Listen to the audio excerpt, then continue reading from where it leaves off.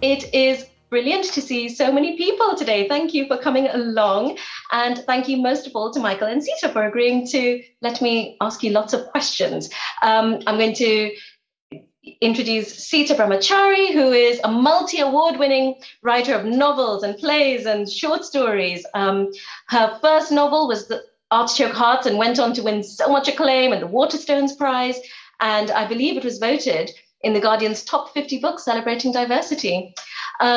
She's also written many more novels, a lot of work with the dyslexia-friendly publishers Barrington Stoke, who are brilliant. She's written one of my favorite books, Red Leaves, which is set in the local woods, local to both Michael and Sita and myself in Muswell Hill. And last year she published When Secrets Set Sail, which is an incredible book about ghosts and abandoned ayers in Hackney houses and is excellent. You should all read it. Her new book is Swallow's Kiss, which she's going to talk about today, so I'm not going to talk about very much, but it is very beautiful and very touching, and is published by Pop-Up Arts, or Pop-Up Publishing. I'm not quite sure what the right terminology is for that. She's been an Amnesty International ambassador. She was a writer-in-residence for Book Trust, and she does a lot of work in the Islington Centre for Refugee and Migrants. So thank you, Sita, for coming along. And Michael Rosen probably needs no introduction to any of you and is one of the most best-loved figures in the children's book world and all of the UK, frankly. He has written award-winning poetry books and beloved picture books. You all know Going on a Bear Hunt. You all know it in your sleep. And you have very likely seen him on YouTube performing the most incredible versions of the poems that you did not think possible. Then most recently, he's published The Missing, which is an autobiographical nonfiction about his search for members of his family who went missing after the war. He's published On the Move, which is a collection of poetry reflecting on migration and refugees. And he's also published Different Kinds of Love, which was a book for adults about his experience with COVID last year. He was a children's laureate and is now professor of children's literature at Goldsmiths and is also on the radio. And I am very excited to ask them about both your books.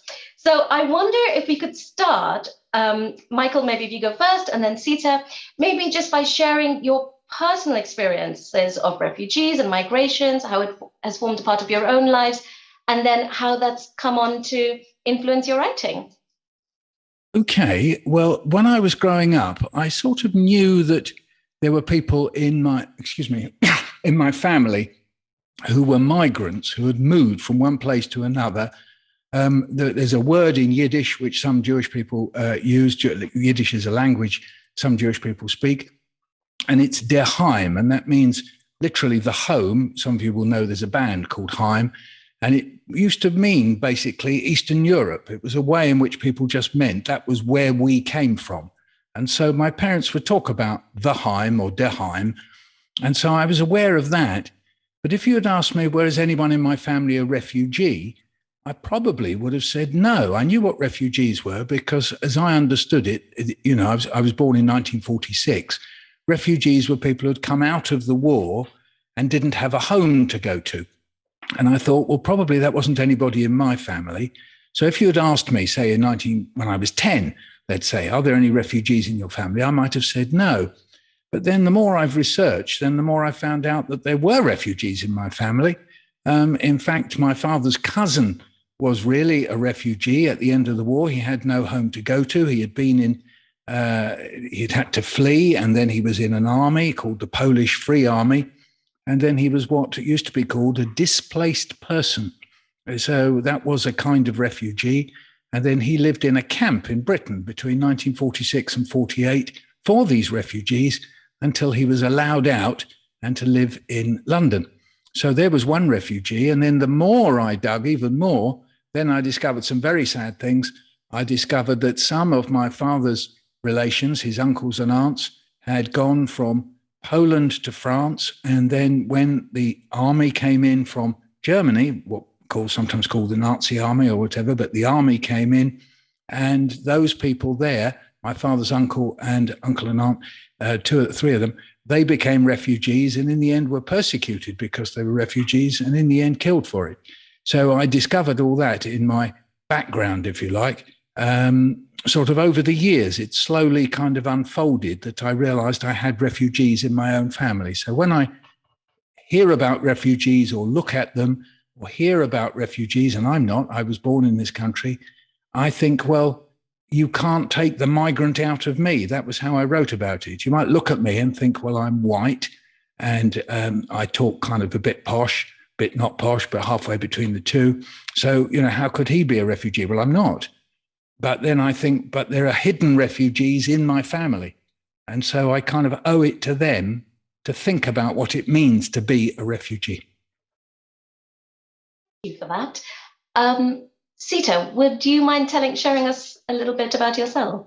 Yeah, that was so interesting, Michael. And there's so many things that resonate with me there.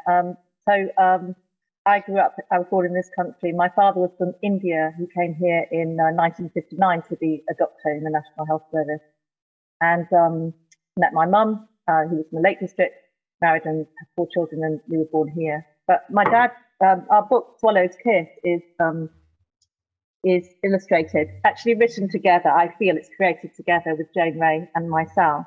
And in another of our stories, Corey's Rock, Jane produced this beautiful image. And for me, this image kind of speaks of my consciousness as a child, that my father came from another place. And often we lived in the Lake District, so often we go further up north on holiday. So this was set on Orkney. And I remember my dad standing, looking out over the sea and thinking about and talking about his childhood and home. And I would be like, well, we're home. This is home. And he'd be talking about a different kind of home. And as a child, there's a hand on the back there. I kind of felt a lot of struggle and pain in this idea of identity in my dad. And then, as I grew up, sort of experienced things myself, which were about, do you belong here? Where are you from? Even speaking to people in quite a clear English voice, in that sense of, my parents wanted us to speak with our accent because they wanted us to be accepted in this country. People sort of, you talking to people and then saying things like, where are you from in India? And so I sort of grew up with this consciousness of me feeling like I'm from one place and other people receiving me in another place. So my consciousness was open as a child to what home meant. And all through my life then, I was looking for different experiences of that.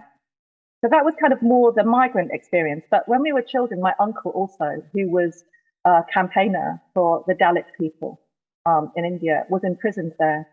And he got into a lot of trouble, and he had to leave, and he was coming here, and he wanted to be with our family. We lived in Hull at that point. And I remember, my uncle was is a poet. And it was like he was going to come, and it was going to be so exciting.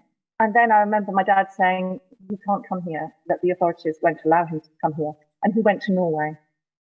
And I didn't realize that my uncle was a refugee.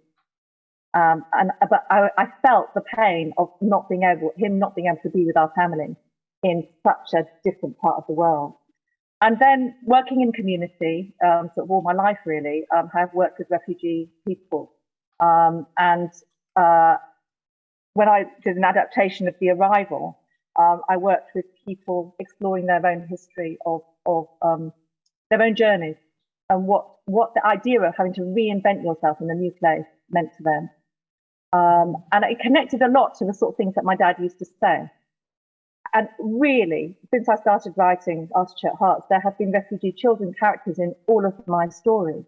And quite often people will say, why do you always include refugee children in your stories? And I say, because I am writing into childhood today. And there are at the minimum 400,000 children walking unaccompanied on this earth today.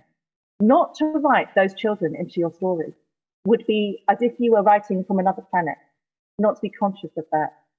So working with the families at the Islington Centre for Refugees and Migrants, which Swallow's Kiss is dedicated to, I was invited to work there by Jane Ray, who illustrated this book, who's just the most incredible friend and amazing artist and illustrator.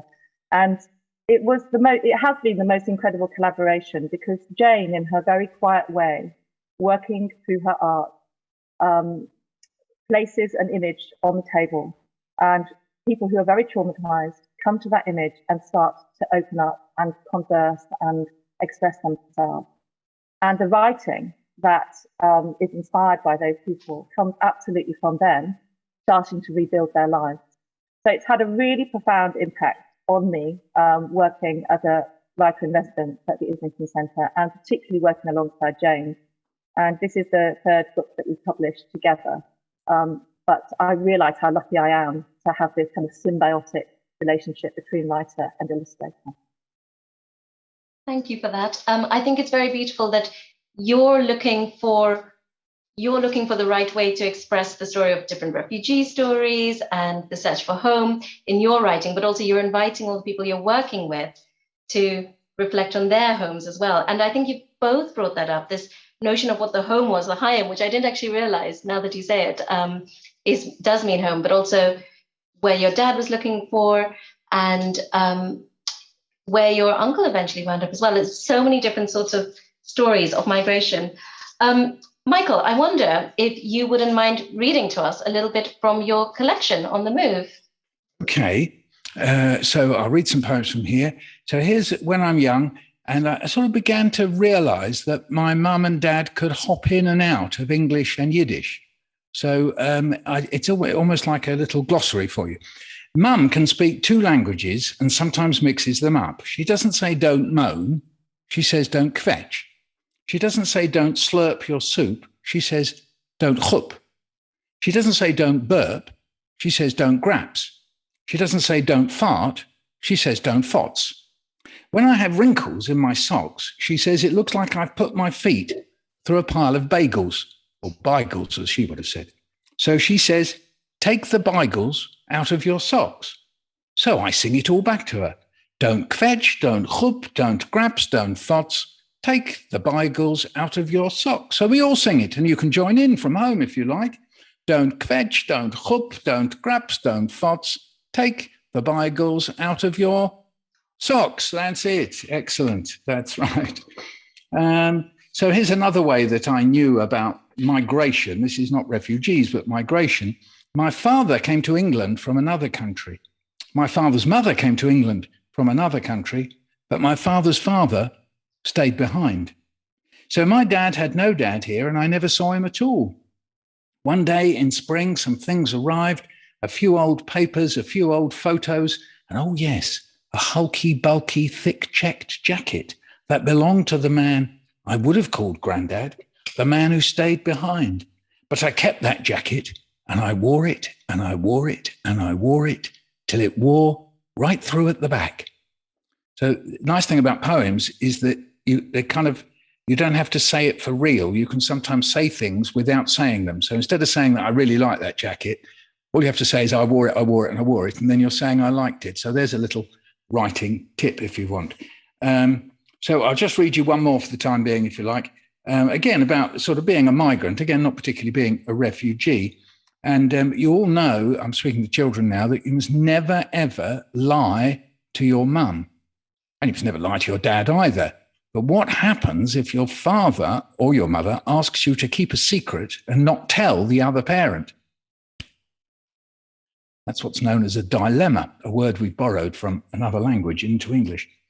When my mum goes to evening classes, my dad says, don't tell your mother, let's have matzo brie. You'll hear what that is in a minute. She always says, don't give the boys that schmaltzy stuff. Schmaltzy means greasy. Don't give the boys that schmaltzy stuff. It's bad for them. So don't tell her, all right? So he breaks up the matzahs. If you don't know what matzahs are, they're like great big water biscuits, like rectangles Jewish people have at Pesach, which is Passover, but you can have it any time of the year. Very nice with butter on or hummus. And he puts them into the water to soften them up. Then he fries them till they're glazed and crisp. It tastes best like this, fried in hina schmaltz, he says, skimmed off the top of the chicken soup. That's chicken fat. I know it sounds disgusting, but it tastes lovely. He says, but olive oil will do. Then he beats up 3 eggs and pours it on over the frying matzahs till it's all cooked. Oh, it tastes brilliant. We love it. Then we wash everything up, absolutely everything, and we go to bed. Next day, Mum says to us, what did your father cook you last night? There's silence. We say nothing. What did your father cook you last night? She says again. Oh, yeah, stuff. Egg on toast, I think. That's what's called a dilemma. You don't know what to answer.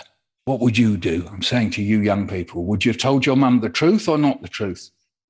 Okay, shall I read one more maybe, and then we'll go to Sita. So here's a sad one. So this is what takes place in France, where my father's uncle has become a refugee. I think he's hiding in a house. In the early hours of the 31st of January 1944, 4 French policemen knocked on the door of Madame Bobière in the village of Saint-Hermine in the Vendée. Later, the policeman in charge wrote a report explaining what happened next. Martin Rosen opened the door. He was, the report said, born on the 18th of August 1890 at Krosnowice in Poland. Jeweler, son of Jonas and Rachel, naturalized French, Jewish race, 1.62 m, brown eyes, oval face, straight nose, regular mouth, dressed in yellow cotton trousers and grey cotton jacket, wearing a Basque beret and low-heeled shoes, scar on his left cheek. He was taken to the parish hall at La Roche-sur-Yon. What they didn't go on to say was that this was the first step on a journey that would take Martin Rosen first to Drancy, the prison for Jews, and then to a station called Paris-Bobigny, where he would be put in a cattle truck and sent to Auschwitz, and he was killed. Though these facts are missing, the writing is very neat. In fact, everything seems to have been done properly. And when you research these things and find out these things, sometimes there's chaos, sometimes there's papers that have gone missing, and sometimes people have just run away and so on. And other times in these terrible stories, Sita mentioned 400,000 people. Sometimes it's all done very, very properly, that there's little lists and names, and people were here and people were there. So when I hear about people being put on lists, who's allowed to be here and who's got to go there and so on, I find myself being, how can I put it, just a little bit cautious. That means a little bit kind of worried about what these lists are for. Sometimes it's perfectly okay. And other times I think, well, I've seen these lists, and these lists were very bad lists. All right, I'll stop there. Thank you. Thank you. No, those lists can be more chilling than the lack of documentation. Those are the ones that lead to letters and people standing at ports watching you go. Thank you for sharing that. I love the chaos of the family life contrasted with the historical facts later on. Sita, would you mind sharing something from Swallow's Kiss and telling us a little bit about it afterwards, I think, because people don't know it yet. It's only just come out. Yeah, well, actually, yes. It's about, I think the 24th is the launch date of not just Swallow's Kiss, but all of the 10 stories to make a difference that pop up it's their first publishing venture, and it celebrates 10 years of working in with children who don't have access to books. And Jane, Ray and I have been there right from the beginning, going into schools and festivals and placing books in children's hands. And it's just, in a way, this is the culmination for me of the memories of all those wonderful projects that we've done together. But this is the book that we started writing Swallow's Kiss on. We were making these wish birds at the Refugee Centre, and on these wish birds, people were placing their wishes and their hopes for the future. Families working together, sitting quietly in the room that we set up, the art and writing room, sharing conversations, drinking tea, eating fruit, and placing their wishes on their wings for private wishes, sometimes wishes that people wanted to share. We were taking these wish birds home in a beautiful bag, and Jane was going somewhere else, and I was also going somewhere else. And Jane said, "You take the wish birds because, you know, these are really precious birds, And I said, but I'm going somewhere else. I don't want to take the wish birds because, you know, it's a big responsibility. What if I lose them? Anyway, I eventually took them, and that night had this dream of a little girl called Blessing finding a bag of paper birds under the table of a cafe in Islington. Like, I could picture the cafe in my dream. I've been there, just on Cross Street where the Refugee Centre is. And her mama says, we can't take these things home. You're always finding lost things, Blessing. And Blessing hears the rustle of these wings in the bag, and she can feel these wishes. So she takes them home, and there's a kind of heartbeat in the bag. She opens them up onto her bed, and they come alive. So I'm just going to show you the beautiful spread of Blessing on her bed. And you can see how the words are falling down the page. Slowly, one by one, birds peck their way out of the bag, flutter up, then come to settle on my bed. Trembly fingers unfold the paper, find scribbled words along the fold, written in alphabet I don't understand, like secret code. Shimmering on golden wings, I spot the words, wish bird. But whose wishes? My heart is a butterfly beating hard, fingers unfurl wings and words unfold. Grandmother, family, friend, home, moving, orchard, bill, stay, pomegranate.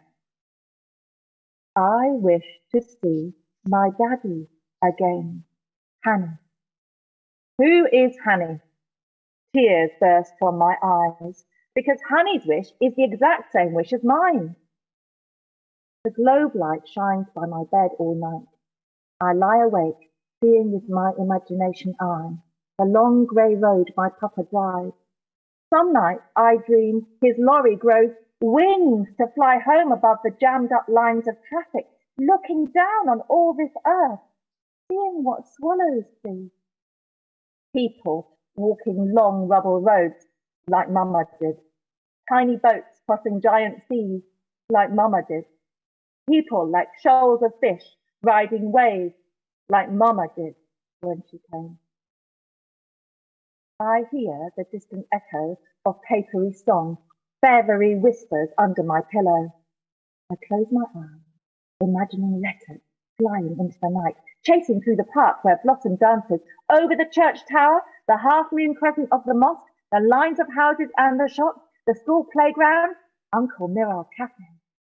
I'm a wishbird flying through confetti clouds, searching for honey and the wishbird's maker, till swallows somersault me into sleep. Outside Uncle Miral's cafe, pigeons peck the ground. He claps his hands, looking to the sky. No parakeets today. There's some in here, I say, handing him the bag of wishbirds. Annie's wishbird beats against my heart. Guilt wings trickle into me. What if someone comes to pick them up today and I can't find a way to fly them home to home? But what if it can bring my papa home? My not sure feet dance this way, that way. Come on, Blessing, Mama calls from the pavement, waiting to cross me over the road.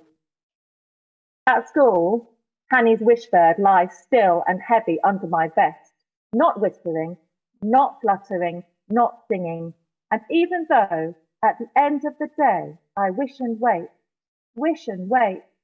Papa does not come. A woman walks out of Uncle Miral's cafe across the road to the blue arched door. She wears a print wrap around her head like Mama's. Beside her is a little boy, wide eyes staring. I trail along the mesh to be near. He's holding something close against his chest, the bag of wishbirds. Hanny? I whisper. Answering, his wishbird glows against my skin. My trainers hit the pavement hard, sprinting to the blue door. Blessing, wait for me. Where are you going? I hear Miss Afia call. I push open the heavy door, entering an echoing hall. At the far end, a bright closed choir. Their song is loud and deep and long, like voices flying together through rough and stormy weather.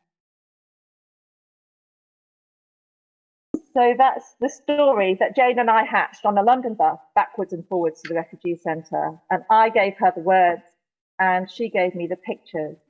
And eventually something magic happened, is that she sort of intuited blessing. I'll see if I can find the page where she emerged. But it was a magical day. The thing about Jane is her illustrations. I don't know if you can see there. There's blessing with what her parents call a swallow's lip, because she's got a cleft lip, but her parents say that swallows dip down into her pram and twist her lip, and that's why it's like that. So we wanted to create a magical story for refugee children, for other children, about making friends in community and caring for other people. Thank you for sharing that reading with us. That was really beautiful. I love the idea of all the wishes floating about in the air, waiting for someone else to pick up on them. And you will all have to read on to find out whether she meets Hanno again. You've both used poetry, Michael and Sita, to describe these experiences of migration, of movement, of seeking refuge. And I was wondering why you chose this to tell these stories. And also, both of you use so many languages in your collections. And I was wondering if you could also talk a little bit about that and the hidden languages that emerge there. Michael, maybe if you could go first. Oh, hang on, you're on mute. Yeah, so first of all, poetry. Poetry is very good for not saying things. That might sound a bit odd, but the thing about poetry is you don't have to say all of it. The thing about when you write stories, you don't have to, but mostly people expect you to kind of make it all make sense and be very logical, and things happen. And if there are things that are a bit mysterious, that's okay. You can leave them hanging there. People may remember in Where the Wild Things Are, after he had the dancing and had the rumpers, it says he wanted to be where somebody loved him best of all. And it doesn't say who the somebody is, and it doesn't say where it is. It may not be anybody, just maybe wants to be loved. It's kind of mysterious. And so we call that poetry. We call that poetic in a story made up of not poems. But when you write poems, you can write loads of stuff like that, because it's meant to be, and the word we use is suggestive, or it's meant to resonate. That means sort of echo.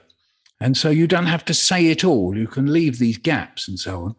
And I find that very useful. Sometimes I don't want to say it all. Sometimes I do. So in The Missing, I did want to get things very, very right, because part of my aim was to save my father's uncles and aunts from what they'd tried to do to them, which was to make them disappear completely.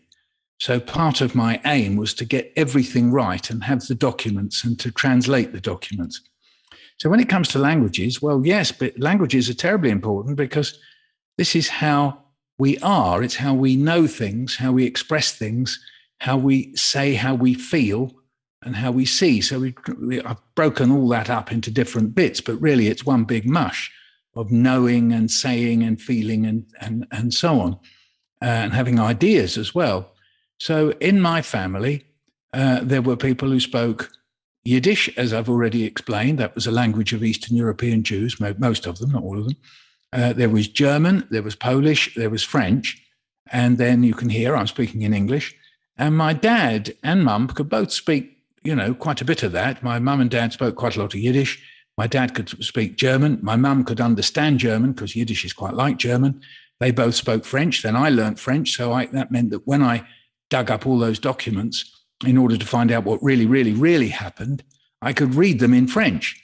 And then when I read the police report that I just told you about, I translated that, because I can speak and read French. So that's quite important for me. And that's how this stuff is expressed. It's a bit difficult if you can't speak another language to quite get a sense of that. But I sometimes think it's you have several heads. So I have an English head and I have a French head. So when I'm in France, I sort of dream in French and I can speak French. And then I haven't really got a Yiddish head, but I've got a lot of words I don't really know how to say in any other way. I mean, we've got the word clever clogs in English, but I hear, when I think clever clogs, I don't hear clever clogs. I hear my father saying, don't be a knacker. So that's what I hear, knacker. And knacker is the word that it is. I don't sit on my bum, I sit on my tuchus. So when if I say, you know, where I've been sitting all day, I've been sitting on my tuchus all day. I haven't been sitting on my bum all day. I've been sitting on my tuchus. So it's like a feeling about knowing. So you remember I separated feeling and knowing into two different things. It isn't really, because you know and feel in the same sort of a way. So there are all these, and then again, songs and so on, I know in other languages, and it's like that. And for me, that's wonderful. You know, there's one race, the human race. And we speak different languages, and, you know, that's the way we are. It's not some awkward, inconvenient thing. It's just how we are, and it's great, you know. And if we go to a country that isn't, however we think of it, as our own, you know, it could be Wales, isn't it? They speak a lot of Welsh in Wales. So you can go to Wales and hear people speaking in Welsh, and then you can say things like "diolch," which means I gather, thank you. I learnt that when last time I was in Wales. So you can be nice, and when you leave the shop, you say "diolch," and then people think, well, at least you're trying. So in my case, very trying, but that's another matter. No, you're quite right. There's what I love about the reading of your poems is that sometimes there's the little glossary of what the words mean, but also you kind of just go along with it. You understand it. And so you're reading multilingual poems the whole time. And then we're traveling around the world with you. So that's brilliantly done. Sita, I was wondering, is that the same for you? Is it a little bit different? Have you picked up any of the languages from the different children you've been working with?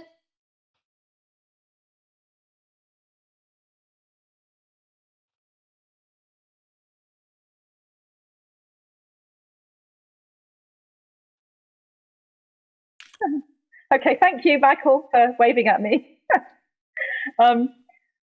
Blessing says her ears are tuned into the sky song of the city, and she loves it, and she loves to hear all of the different songs of the city. And that was me from childhood. I was, you know, when my dad would have, you know, friends that would come around and they'd speak Bengali together, I would be just sitting there rapt and seeing what I could understand and picking up words. And the experience for me was almost like, aha, there was a word.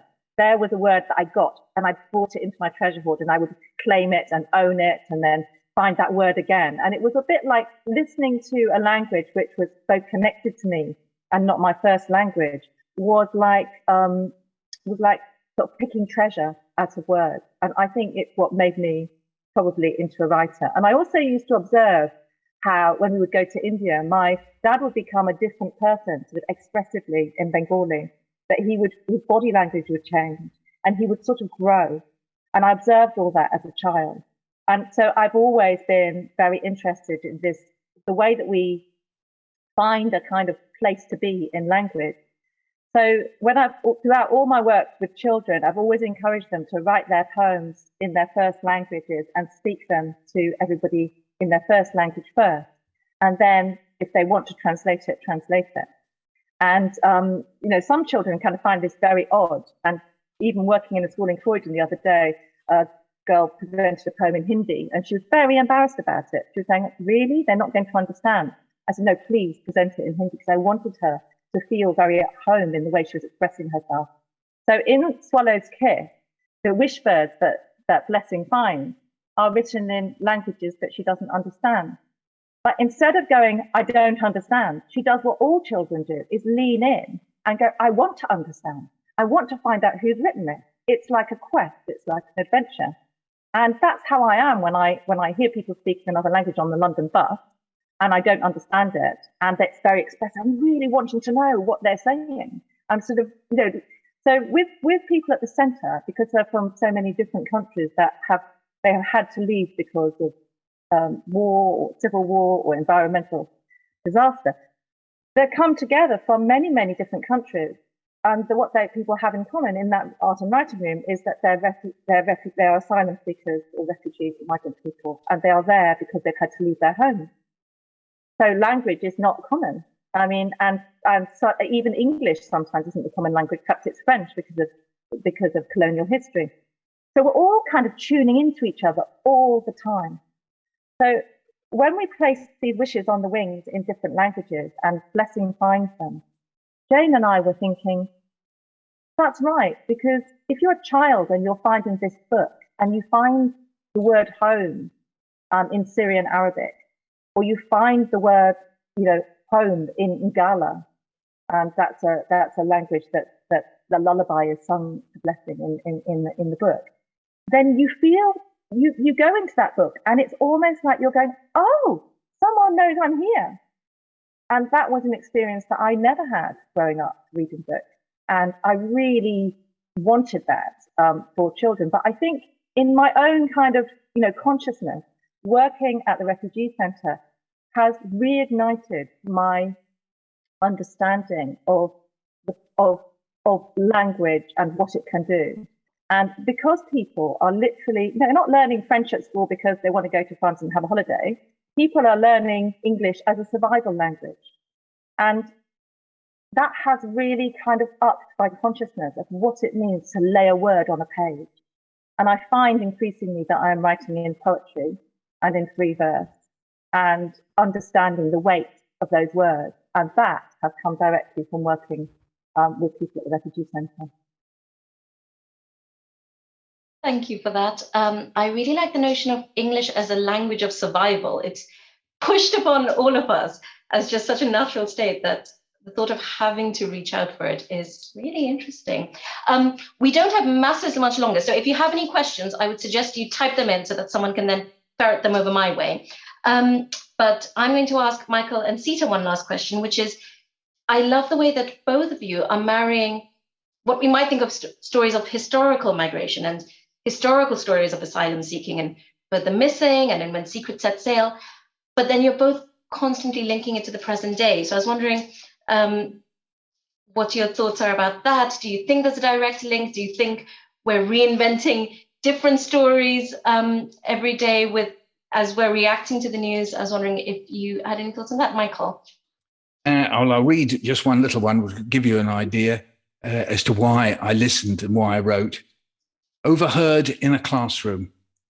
He doesn't speak English, miss. He comes from the Congo, miss. I translate for you, miss. He says that the bad men take his grandfather, miss. He says that the bad men take his grandmother, miss. He says that the bad men take his dad, miss. He says that the bad men take his mum, miss. He doesn't say how he got here, miss. He can't say how he got here, miss. So it just exactly as Sita is saying, is that you only have to put your ear to the ground and these stories are all here and people are saying them. And if we're in classrooms or indeed as Sita is in a refugee centre, I did a radio programme in a place called DOST, which was for unaccompanied asylum seekers, full of young people who just were here. These stories are there and thereabouts, and you can decide to listen to them. You could decide to be sympathetic. You could decide not to be sympathetic. You've got all sorts of decisions that we make. And it's impressed upon us all the time because, that very corny old phrase, the global village, it's true. We are a village. We are all interconnected. We only have to think about COVID. It's ridiculous to think of COVID as somehow or other being confined to me, my street, my town, my country. It's a virus and human beings meet each other, gone on meeting each other for centuries and centuries. So we're all connected and we have to listen to each other. And in fact, the language I'm speaking, English, as we're talking about, is full of migrants. I used the word dilemma earlier. Well, that doesn't come from these islands. It comes from somewhere else. And in fact, if you ever want to think about how we're all interconnected, all you have to do is put a little magnifying glass over a page of English writing and have a little look. And just all you have to do is type in that word into your Google search. And next to it, a rather difficult word, etymology, etymology. And you'll find where these words come from. And in a way, all those words, they're migrants. And some of them have been refugees. And some of them have been worse. They've been persecuted creatures. And some of them are wonderful friends. It just depends where they are. But this language we're speaking, almost in a way, represents the kind of world we live in. So I'm always listening out for that. Thank you. I think that is actually a really lovely notion to go on to, I think. We have a lot of questions coming in, so I'm going to move on to those because I'm conscious of time. So, we've had lots of people asking, are there any other books that you would recommend to young readers to help them find out more about this for schools or for classrooms or just at home? Well, let's throw that back at you, Sanchita. You're the bookshop person. I have a shelf of them. Okay, so firstly, we've got Worry Angels over here, which is also by Sita and is also beautiful. And Yeah, definitely look at that. Michael, you edited together that excellent book on refugees, which is called... You've got it behind you. I did bring it. Who are refugees and migrants? Have a look at that. Elizabeth Laird does some brilliant books, actually. If you can find her, then Red Pieces of Sky, Running Boy, all of her books are wonderful. But there is a whole list of them in a link somewhere. The Journey that won the prize, won Carnegie. Yeah, that's excellent. Sita, any ideas, any recommendations? Yeah, well, actually, Anjali Rao and I have worked on an animation with 100 international artists called Footsteps on the Wind. And we have both placed things of heart of our refugee characters in our stories into this animation. So you'll see Ahmet's backpack. You'll see Jide Jackson's orange cloth that he brings from Rwanda. You'll see Shika's seed packets that he's spreading a coat in this animation. And it's just launched in America, actually, and it's won an award, and it's going to be actually launched here, directed by an amazing woman called Maya Sambar. And what we've done is we've collected our story seeds, the things that touch people about our characters. We've placed them in this animation. But there are so many amazing children's authors. I'm thinking about Az's new novel, which is absolutely wonderful. Boy Everywhere. Yeah. There's also a really fantastic anthology called A Country to Call Home that contains so many. I think, Michael, you contributed to that too. It's contains so many children's authors writing different stories about refugee experience, and that gives you a real kind of variety of different kinds of stories as well. But yeah, I think there are stories even for very young children, like Footpath Flowers. Is that right? Oh, that was beautiful. And Sydney Smith actually just won the Greenaway today for... Oh, I didn't know that. I didn't know that. So well, that would be very well deserved, because, you know, it's about a child who's walking through the city and seeing these flowers and picking them up and caring for them and sort of trying to establish themselves in a new place, like rewilding and rebuilding a life. So there are so many beautiful stories. So many. Also, a picture book that sort of talks about it is The Island by Armin Grieder. That's a German name, so it's Armin, and then Grieder is Grieder, Armin Grieder, The Island. Really good book. I know one of my students at Goldsmiths worked on that book with Year 6 children, and so though it's a picture book, very challenging issues, got them debating and talking straight away. People have put up The Colour of Home. People have put up A Country to Call Home. We've mentioned there, and also Book Trust have a wonderful book list too. So there's a link up there in the chat room. Illegal by Owen Colfer, The Journey by Sean Tan, the graphic novel is so beautiful. Benjamin Zephaniah's Refugee Boy. Chocolate. No, that's right. It's something different. Frank Cottrell Boyce's Unforgotten Coat is one of my absolute favourites as well. Yeah, beautiful. Okay, I have. Some people sent in some questions beforehand, and I put them in a little box. So I'm going to pull one last question out of a little box, whichever one is the lucky person. Right, hang on, I'm going to do one for both there. Okay. Oh, I like this one, fine. This is from Zora Musavi, and they say, what advice would you give to people on the move who want to tell their story through writing? I think that's a lovely one to end on. Ah, right. Well, I always say to children, the first place you start with writing is reading, but if you can't read, then daydream, or do both. So when you read, you pick up ideas about how to say things. So even if you think about how do you start, do you know what one of the greatest ever starting opening lines of anything? By William Shakespeare and his play Hamlet. Do you know how it begins? The first line, who's there? And you don't know who's there until somebody says. So right from the start, it starts with a mystery. It gets us wondering, well, who is there? Go on then, tell me. Is it dangerous? Of course, partly depends how you say it, you see. Who's there? You see, so you pick up ideas like that from other writing. When you daydream, then you daydream partly in story. That's how we daydream. You daydream a scene, an event, a little thing that happened with a feeling, and you give yourself time to daydream. And then when you open your eyes, or if you're staring or whatever, you start to write things. And you don't worry about writing in sentences. Just write the first stuff that comes in. It might be 2 words or 5 words. And then when that runs out, start a new line and write something under that. When that runs out, start under that. And then just see how it flows. Now, it may come out brilliant the first time. Some people it does. Other times you might need to correct it. Or to not correct it, it's the wrong word, to change it so that it suits what you want to say. So I would say read and daydream and feel very free to scribble things down. Don't think you have to write it also in perfect sentences, perfect paragraphs. Let it just come down, word after word, line after line. And every time you get stuck, just start a new line. Doesn't matter. There's nobody's going to tell you. There's nobody going to put red lines through it and give you a mark. It's for you see. And so you keep going that way and see where you get to. And you'll find that you'll start to flow with the things you want to say. If you need to change the order around later, that's fine. If you need to add in a bit because it's not clear that you meant that it smelt like coffee or something and you didn't say that and it was very important it smelled like coffee, then you write it down, it smelled like coffee. And then you just add that. And give yourself the time and space to do that. Don't think it all has to be written in 20 minutes. You can write in 20 minutes, get up, go away, have some breakfast, whatever, and then come back and write some more sometime later. And then just let it grow. You heard how Sita's book grew by talking with Jane and Jane drawing and see, well, it's exactly like that. You let these things grow. Sita gave us a perfect picture of how stories can grow.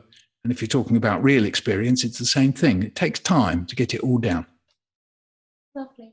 I think that's a really lovely way to end. I think we all have to say goodbye to everyone now. So thank you so much, Michael. And thank you, Sita, I could have asked you questions all day, for sharing your thoughts and your experiences and your beautiful readings. They are all available to buy if you would like. We're doing signed copies as well. I think Emily's going to share the links. And thank you to Counterarts for organizing such a glorious event.